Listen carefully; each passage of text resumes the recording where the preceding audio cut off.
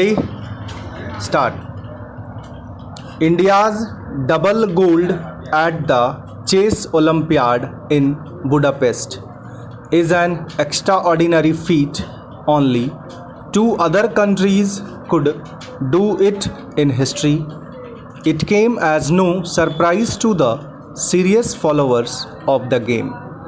Though the Indian women began as the first seed and the men as the second in the mind a sport's most prestigious team event, for which most of the world's countries flew down to the Hungarian capital. While the women's campaign suffered a couple of setbacks towards the end, the men were absolutely dominant right through. The men were so good that they scored 4 points more than their nearest rivals, the top seeded United States. What stood out is the fact that India's twin triumph was fashioned by a bunch of youngsters belonging to the golden generation of Indian chess. That should be a worrying thought for India's opponents on the chessboard, as these champions can only get better and will be playing at the Olympiad and other global competitions for another decade or two.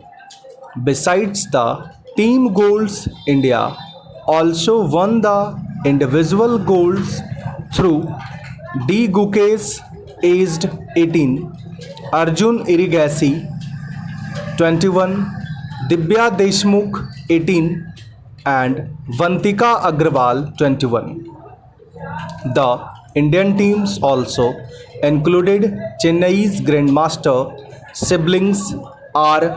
Pragnanda, 19, and R. Vaishali, 23.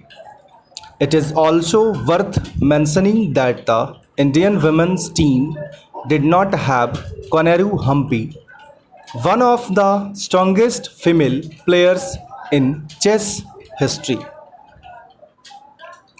Having stressed that India's depth in the women's game is nowhere near that of the men's.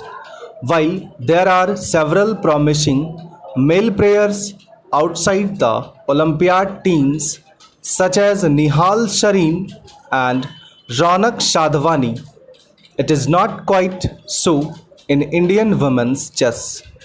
India's chess administration should try to use the great success of its women at Budapest to promote the game more aggressively among girls. The women's bench needs to get stronger. The administrators also have to organize elite tournaments in India. The big stars of Indian chess hardly ever play in the country, for there are no events good enough for them. Vishwanathan Anand, the man who single-handedly revolutionized chess in India, never had an opportunity to play in a tournament other than a world championship or World Cup at home after he became one of the superstars of world chess. There is the Tata Steel Chess India tournament in Kolkata, but its format is rapid and blitz and not the classical variety of the Olympiad. Players like Arjun and Dibya have shown in the Eastern metropolis how much a top quality event like that helps Indian players. Indian chess surely could soar higher with more support from the government and corporates. Stop.